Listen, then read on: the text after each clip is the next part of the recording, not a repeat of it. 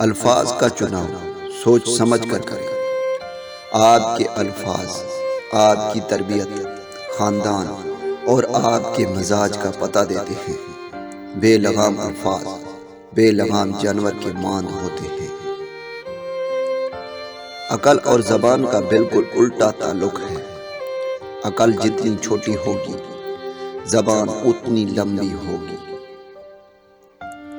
جب دل ٹوٹ جائے تو اللہ کے آگے جھک جاؤ، کیونکہ اس سے بہتر کوئی جان نہیں سکتا کہ کس رنگ کے دھاگے سے کہاں پیوند لگانا ہے۔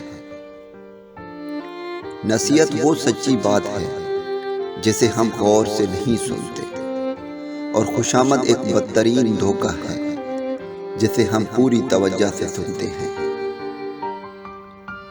شخص بن کے نہیں، شخصیت بن کے رہو، کیونکہ شخص تو خاک ہو جاتے ہیں مگر شخصیت ہمیشہ زندہ رہتے ہیں۔ اگر آپ کا ضمیر اور نیت صاف ہے تو اس بات سے کوئی فرق نہیں پڑتا کہ کوئی آپ کو اچھا کہے یا برا۔ آپ اپنی نیت پر جانچے جائیں گے، دوسروں کی سوچ پر نہیں۔ خوش رہنے کا سب سے اچھا اصول یہ بھی ہے کہ جہاں لگے کہ آپ کی جگہ نہیں، وہاں خاموشی سے خود کو الگ کر لو۔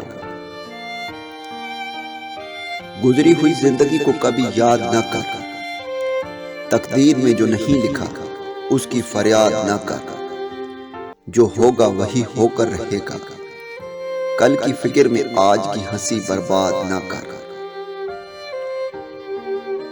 جھوٹ بول کر بھروسہ جوڑنے سے بہتر ہے سچ بول کر رشتہ توڑ دیا جائے۔ رشتہ پھر جڑ جاتا ہے، بھروسہ کبھی نہیں جڑتا۔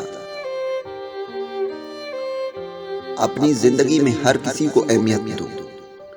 جو اچھا ہوگا وہ خوشی دے گا، اور جو برا ہوگا وہ سبق دے گا۔